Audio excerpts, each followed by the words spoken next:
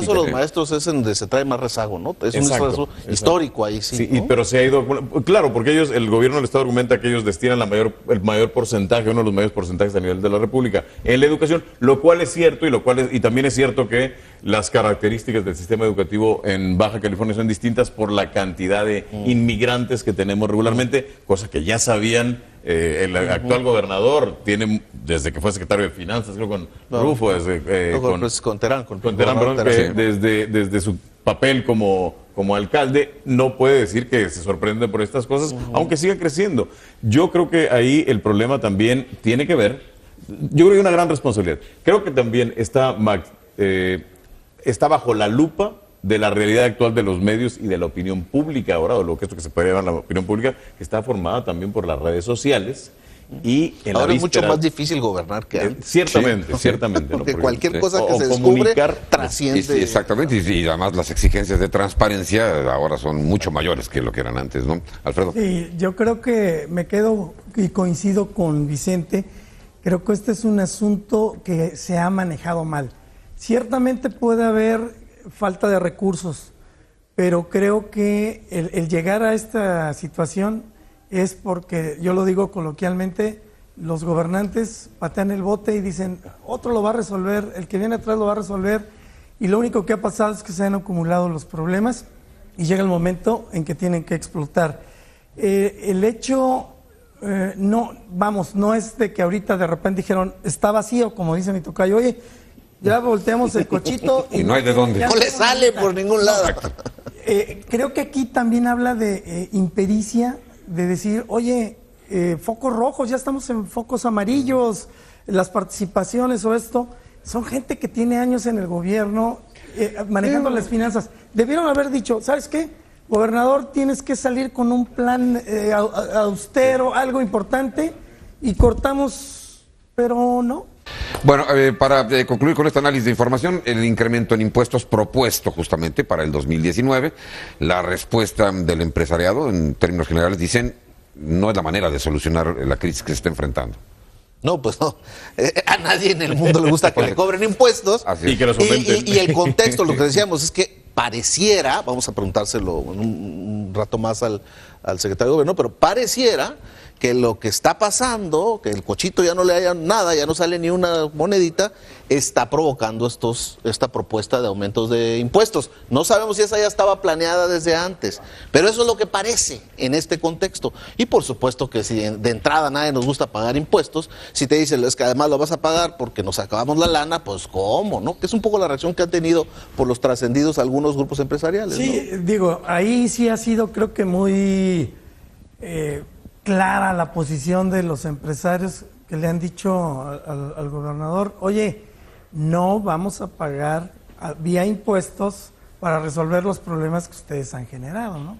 Quienes no voy a decir, no voy a hablar de cuestiones de corrupción o cosas así, vamos a decir que nada más han manejado mal el dinero, ha sido el gobierno, o no lo has hecho de manera eficiente, y ahorita que están en crisis, pues lo quieren solventar incrementándolo y que lo pague el ciudadano, los empresarios. Que también existe la posibilidad, ya lo planteaba Alfredo, de que esto pudiera haber ya estado programado para el 2019, que ya lo hubiera tenido previsto el gobierno, pero coincidió con esta circunstancia y lo hace ver mal. Muy mala, muy mal momento. Y lo hace ver más mal cuando tienes la expectativa de que los impuestos van a bajar por parte del gobierno federal. Exacto. ¿Sí? Que además es una justificación del gobierno del Estado. Dice, va a ser tanto tu ahorro que estos impuestos este incremento de impuestos es mínimo y no lo vas a sentir. Pero podrían anular los beneficios que se esperan con este nuevo plan económico, ¿no? Porque además estamos viendo, perdón, rápidamente, ¿sí? Estamos viendo todavía la viabilidad de que se cumpla con estas promesas de la reducción del IVA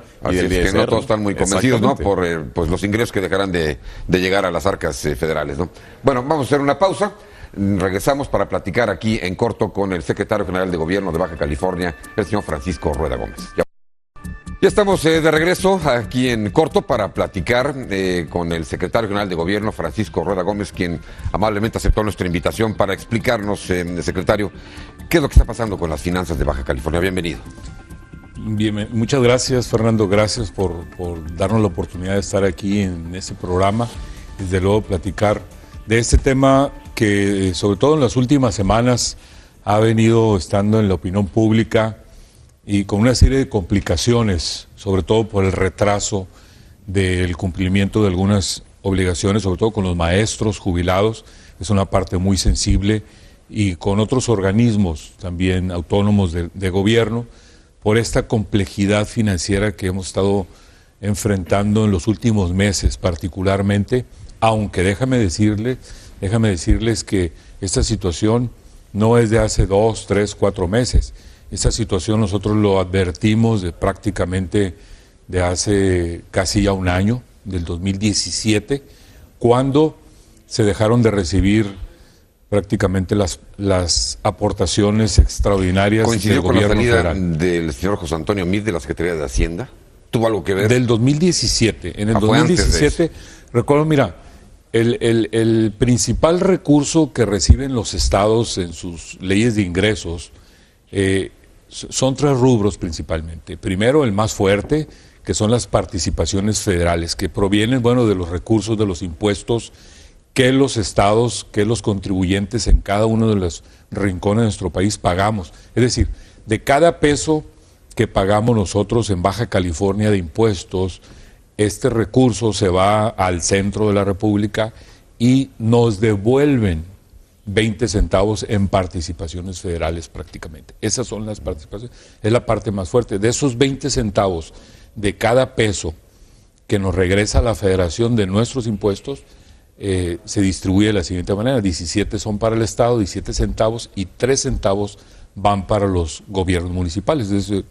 Entonces, en cada municipio, a Tijuana le toca prácticamente un centavo y medio de cada peso, por cada peso que pagamos de impuestos. Entonces es algo que está establecido en los convenios y la ley de coordinación fiscal. Sin embargo, bueno, es un asunto de mera injusticia que siempre ha sido una eterna lucha de todos los gobiernos para ir combatiendo ese centralismo en materia de finanzas. Y por eso nunca alcanzan los presupuestos. Por eso nunca alcanzan los presupuestos. Y no estamos hablando solamente de Baja California, sino de todo el país. El sistema de distribución de los recursos en nuestro país creemos que ya debe empezar a cambiar. Desde hace mucho tiempo ha sido una lucha histórica de buscar esa federalización de los recursos, de la distribución de los recursos. Pero bueno,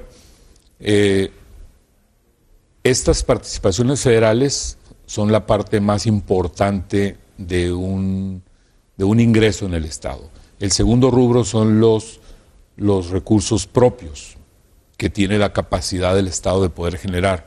Y el tercer gran rubro es el de los recursos extraordinarios a diferentes partidas, en este caso a la educación y a la salud, son los rubros más fuertes. Y son recursos extraordinarios no acreditables. ¿Qué quiere decir esto? Que efectivamente no están etiquetados en un presupuesto de egresos de la Federación, pero que son recursos que históricamente el gobierno federal otorga a los estados precisamente para, de alguna manera, subsanar esta disparidad entre la distribución de los recursos en nuestro país.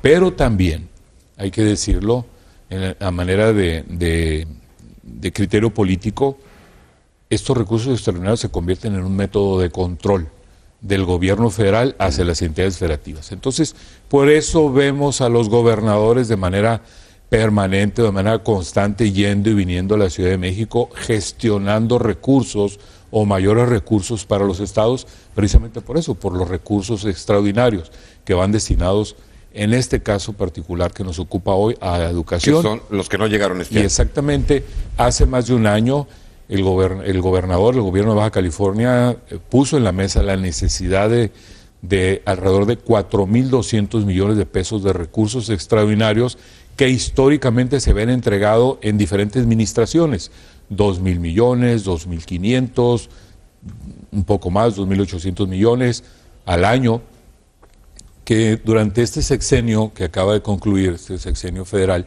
fueron disminuyendo de 2.800, luego se redujeron a 2.000, luego a 1.500, para llegar a la última administración de recursos extraordinarios fueron de 350 millones de pesos.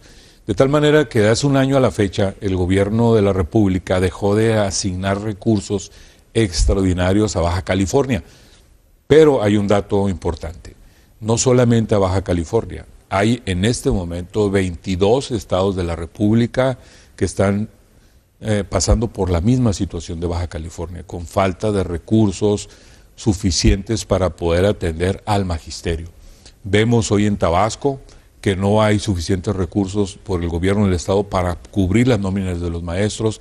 Vemos a Nuevo León, que tiene la misma problemática. Vemos a Chihuahua, vemos a Michoacán. Pues si en Tabasco no hay recursos, difícilmente en el resto del país, ¿no? En Michoacán, simplemente por poner este ejemplo, el gobernador de Michoacán ya dijo que si no llegan los recursos al cierre del año, él va a entregar el sistema educativo a la federación para que se hagan cargo porque es insostenible. Y un dato adicional, Baja California destina más del 50% de su presupuesto anual va destinado a la educación, es decir, de los alrededor de 50,000 millones que egresan en el estado cada año, 25,000 millones van destinados a atender el tema educativo. Y una mayor parte se va en salarios. Sí, en gran parte. A diferencia de otros estados de la República, hay que decirlo, Baja California es el estado número 1 a nivel nacional en cuestión de inversión educativa. Es el estado que más invierte, por no decir gasta, invierte en el tema educativo de todo el país. A diferencia de Oaxaca, que invierte 0 pesos, 0 centavos en el tema educativo. Ni para sueldos, ni para infraestructura, ni para nada. Todo eso lo absorbe el gobierno federal.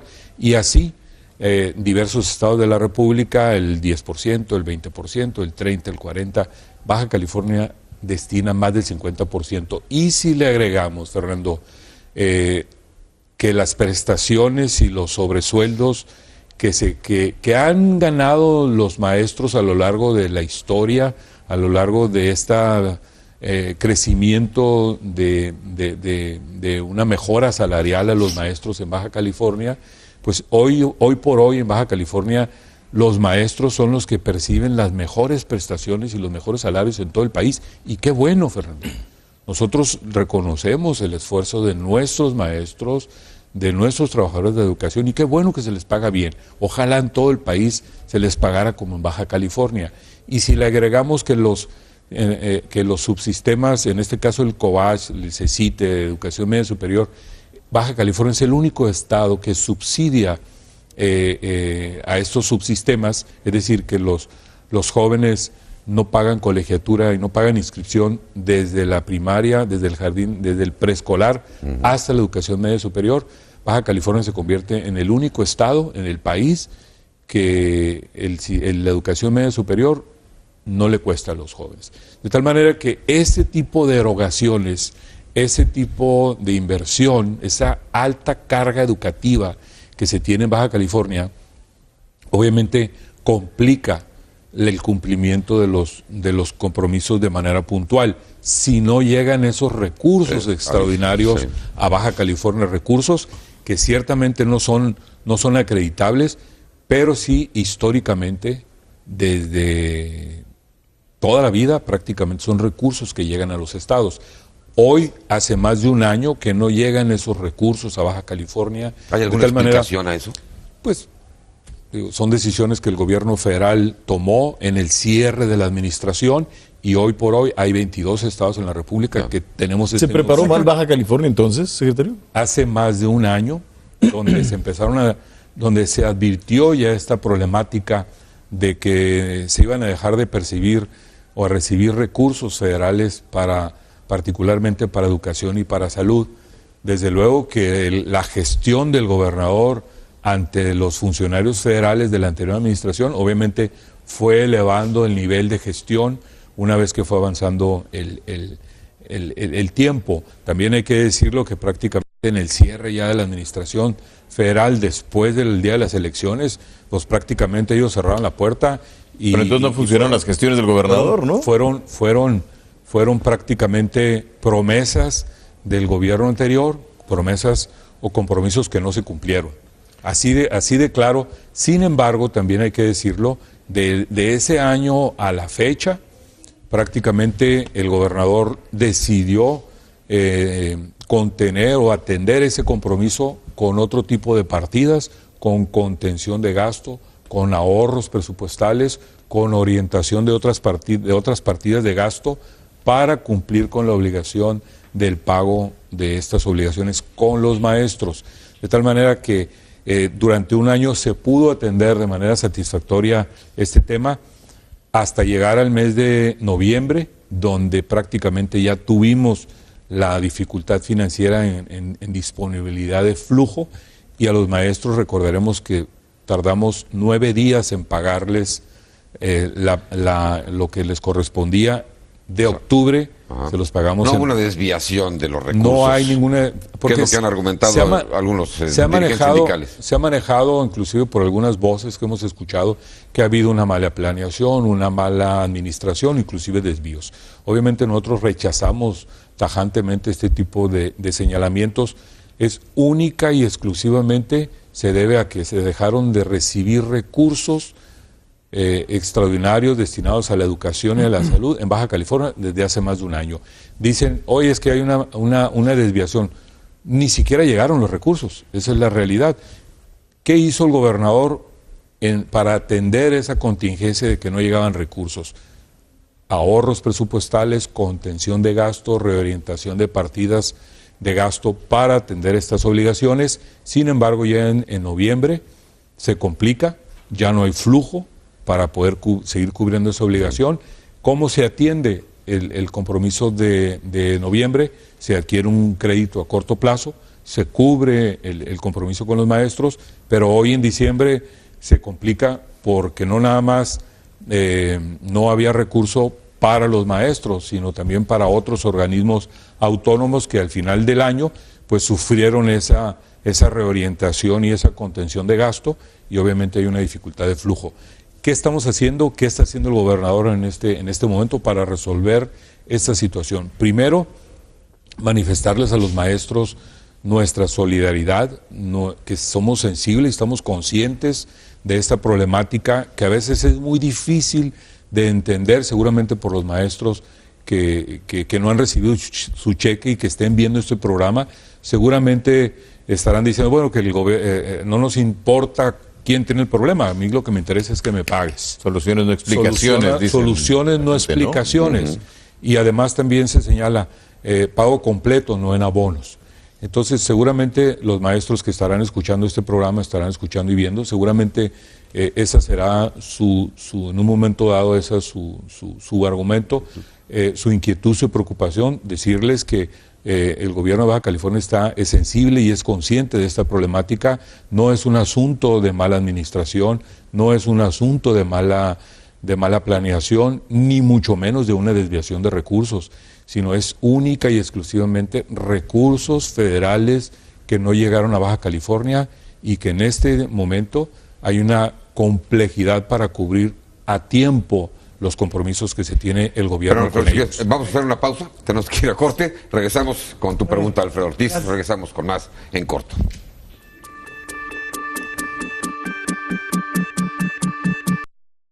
Yo coincido, y lo comentamos hace ratito, que este problema explota en este momento porque seguramente ya traería su colita. Eso no lo pueden ustedes controlar. Lo que sí creo que pueden controlar es que si desde hace un año sabían que no iba a llegar ese recurso, en las medidas que nos comenta usted que han tenido de contención, creo que debieron haber sido más agresivas, porque yo con esta explicación digo, pues no le pagan a los maestros, pero ahorita la queja es porque en el INE, es porque en otros descentralizados tampoco hay dinero, creo que en el Congreso tampoco les han dado sus aguinaldos, cosas así. Entonces, la falta de recurso es en otras áreas que no solamente esta. Tomaron dinero de estas áreas que ahorita no tienen para pagar, o cómo fue esa solución. Y no sería ahorita importante, porque creo que ahorita nos va a platicar de lo que están haciendo y cómo le van a seguir haciendo. ¿No sería importante que también, ahorita me gustaría ver al gobernador que saliera y dijera, señores, austeridad ahorita también, igual que AMLO, y vamos a despedir, ni modo, vamos a despedir gente, vamos a hacer recortes serios, en lugar de pensar en la vía de los impuestos? Pregunto. Bien, mira, Efectivamente, lo que hemos venido haciendo en no hace una semana, 2 semanas o un mes, sino durante todo el año, donde ya se empezaron a dejar de recibir estos recursos. Obviamente en el primer mes que no recibes esos recursos, pues obviamente tienes que accionar de manera inmediata para poder cumplir con las obligaciones en uno u otro sentido. Y desde hace un año hasta noviembre, los maestros habían tenido completo su depósito. Esos recursos, pues obviamente fueron producto, se pudieron cumplir esas obligaciones precisamente por ese trabajo de contención de gasto, de ahorro presupuestal, de medidas de austeridad precisamente que el gobernador impuso a la administración. O sea, esas medidas de austeridad han sido de manera tal que ha habido la suficiencia presupuestal hasta este momento. Hasta noviembre. Hasta noviembre. ¿Por qué noviembre? Porque en noviembre ya se te acumulan los aguinaldos y se te dobletea y tripletea la necesidad. Entonces, por eso ya en noviembre ya hubo necesidad de parte del gobierno, ya no había recursos de dónde ahorrar, y entonces lo que hace es genera un crédito a corto plazo para poder cubrir esa obligación. Entonces, la parte de la austeridad del gobierno está atendida. Eso ha sido desde el primer día del gobierno de esta administración. Recordemos que ha habido 4 disminuciones de los sueldos desde el gobernador hasta todos los funcionarios de primer nivel. Se han eliminado algunas prestaciones, sino prerrogativas en cuanto se ha disminuido la gasolina, se han disminuido la compra de vehículos. Es decir, ha habido una serie de acciones administrativas para lograr esa austeridad de la que estamos hablando. El asunto es que este es un asunto de orden mayor que va en el rubro de los 4.200 millones de pesos. Esa necesidad que se tiene desde hace más de un año y que se ha venido atendiendo paulatinamente. ¿Qué estamos haciendo como gobierno para poder solventar esta responsabilidad que tenemos principalmente con los maestros, que es la parte más sensible? Sí hay organismos autónomos que se tienen compromisos por atender, están en proceso de atención, como lo es el tema del CECITE, que hace unas semanas teníamos ese problema en el CECITE. Precisamente de este recurso se logró destinar una bolsa de 25 millones para cubrir la parte del CECITE, y así, de acuerdo a la disponibilidad de recursos que se tiene, se atienden de manera inmediata los recursos. ¿Qué estamos haciendo? El gobernador del estado, las gestiones que se hicieron ante el gobierno de la República hasta 3 días antes, donde hubo reuniones y compromisos por parte del gobierno saliente, pues obviamente no se atendieron ni se cubrieron. Esa es la realidad. ¿Qué hace el gobernador? Se sienta en la mesa con el presidente de México, con el presidente López Obrador, y le plantea el problema en una reunión de la Conferencia Nacional de Gobernadores. El presidente de México entiende la problemática, conoce la problemática e inmediatamente gira instrucciones al secretario de Hacienda para que se reúna con el gobernador. Inmediatamente se reúne el gobernador con el secretario de Hacienda y le pone en la mesa la problemática y todos esos temas. Hay un nivel de gestión que hoy mismo el gobernador ha estado haciendo con los funcionarios federales, tanto de Hacienda como de la Secretaría de Educación, para lograr obtener a la mayor brevedad esos recursos. Eso ha estado haciendo el gobernador.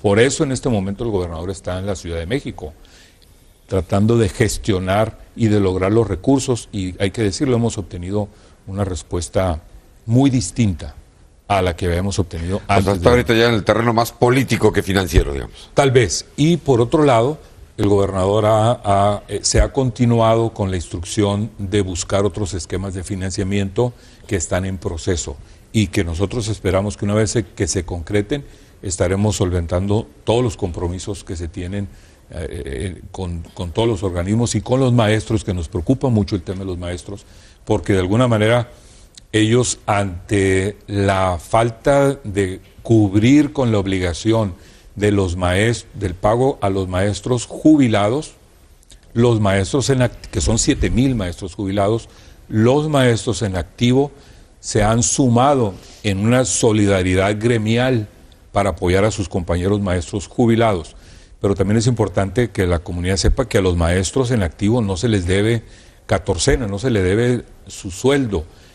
Pero entendemos, lo hemos platicado con la líder sindical de la sección 37, entendemos esa solidaridad gremial que tiene el maestro en activo con el maestro jubilado. Sin embargo, también hemos hecho el llamado para que no se afecten a los niños por la falta de clases. Hemos visto una serie de acciones de presión del propio sindicato para, pues obviamente, presionar al gobierno para que pues se apure en la gestión del pago de sus maestros. Esa es la realidad. ¿Ni los interinos tienen deuda con los interinos? Bueno, los interinos son nóminas extraordinarias, donde se tienen sí algunos compromisos, pero la nómina de los maestros en activos, eso está cubierta.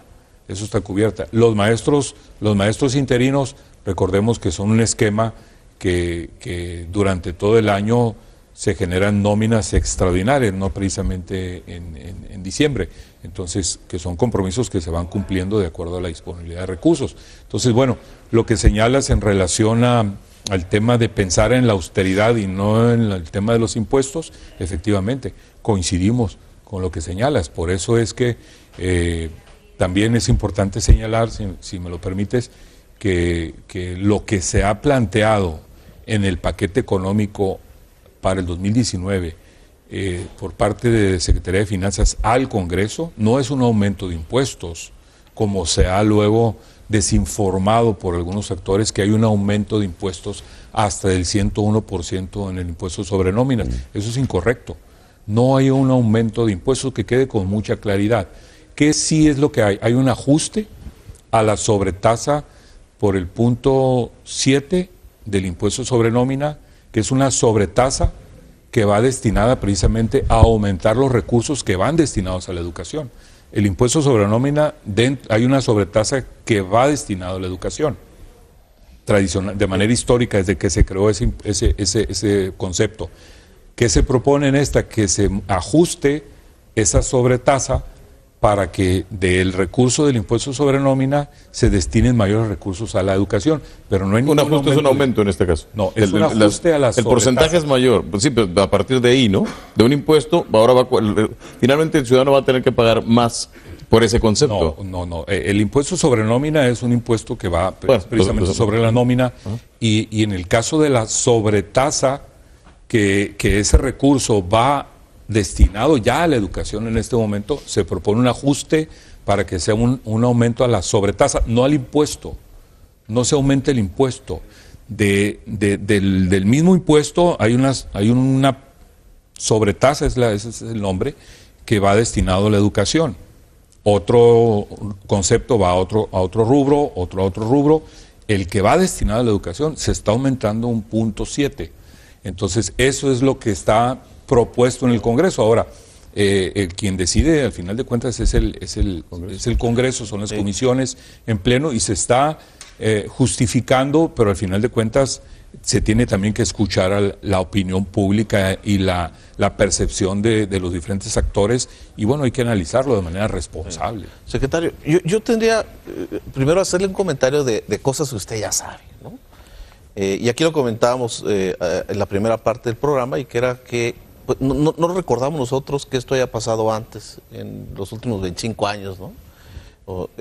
Una situación en la que efectivamente gente de la Comisión de Derechos Humanos abiertamente dice que les pagaron menos, que les van a pagar su aguinaldo no sé cuándo, que el Poder Judicial también, es decir, de distintas áreas de los entes estatales, ¿no?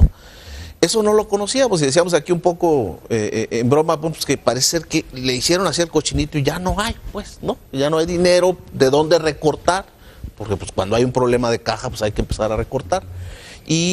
Y eso, ante la opinión pública, no es ningún secreto, ustedes lo saben, pues que deja muy mal parado al gobierno estatal, ¿no? Es decir, el hecho que no haya para pagar sueldos siquiera, porque luego uno se preocupa, si ya no hay para sueldos, pues entonces ¿para qué hay? Que es lo básico, ¿no? Que la gente tiene que trabajar y le pagan por eso.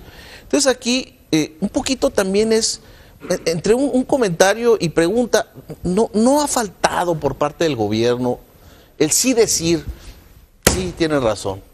Pudimos haber hecho esto, o nos desfasamos un mes, pero lo vamos. Porque parece ser que desde el gobierno del Estado todo vino de afuera. Que No la hay crisis, no- que era inevitable esta crisis, ¿no? O no asumir ha la responsabilidad, ¿no? Por un lado, no ha faltado, y lo comentamos aquí en el corte, no ha faltado mejor comunicación de qué es lo que está pasando, incluyendo una postura del gobierno en la que diga, bueno, pues sí, por ahí tuvimos este problema, pero en realidad el problema mayor no se ha visto, yo no he escuchado una sola voz en el gobierno del Estado que diga, bueno, sí, lo pudimos haber atacado de otra manera y ahora lo vamos a tratar de solucionar.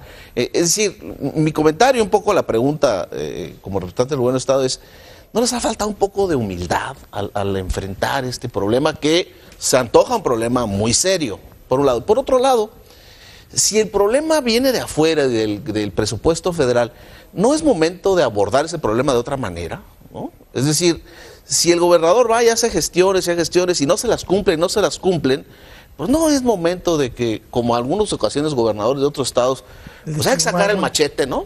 Y decir, bueno, pues de qué se trata, ¿no? Se están riendo del Estado, Chihuahua, ¿no? es un Estado que aporta mucho. No sé si se ha explorado esa otra. Lo comento honestamente como una duda que tenemos Claro, muchos, no claro, es una duda claro, personal. Estamos entrando a la parte final. Su respuesta, por favor, Bueno, secretario. desde luego, aquí hay una plena conciencia de que hay una problemática y hay un reconocimiento que hay una complejidad en el cierre de este año para poder cubrir con los compromisos que se tienen, no solamente con los maestros, sino con diferentes organismos autónomos. Si, siguiendo tu reflexión, si habría que considerar o pensar que pudimos haber hecho algo distinto, tal vez sí, y aquí coincido contigo. Tal vez fue lo que debimos haber hecho, fue haber presionado de una manera más agresiva al gobierno federal con los compromisos para que se cumplieran, tal vez. Porque los recursos extraordinarios, además que ya sabemos que no son acreditables, pero sí son un método de control. Y aquí se conjuga la parte política. Estábamos en un proceso donde el secretario de Hacienda fue un candidato a la presidencia de la República, sale de la Comisión de Hacienda. O sea, hay una mezcla de cuestiones políticas en este año precisamente, donde un gobierno, también entendemos que un gobierno que proviene de un partido político, un gobierno federal, que su candidato es el exsecretario de Hacienda, y no triunfa, pues, contestando tu análisis, tu pregunta, ¿no? A lo mejor debimos haber sido más agresivos, porque nosotros vimos inmediatamente que al día siguiente de la elección, cerraron la puerta y empezaron a cerrar la llave. Entonces, a lo mejor eso sí fue. Y en materia de comunicación, creo que la claridad con que estamos reconociendo el problema y desde luego haciendo un llamado a la comprensión. Sabemos que es complicado decirle al maestro, compréndeme porque estoy batallando para pagarte tu cheque, pero es una realidad. Primero, el reconocimiento por parte de la autoridad de que tenemos ese problema, que la única solución es trabajar juntos. Lo hemos platicado con el Sindicato de Trabajadores de la Educación y hemos trazado este planteamiento, o sea, de cómo juntos podemos solucionar el problema. Entonces, ahí estamos. Secretario, muchas gracias por su presencia, por toda esta explicación que nos da y les da a la población. Cada quien saca sus propios juicios, pero le agradecemos muchísimo su presencia y la respuesta que nos dio a nuestras inquietudes. Gracias, hasta la próxima.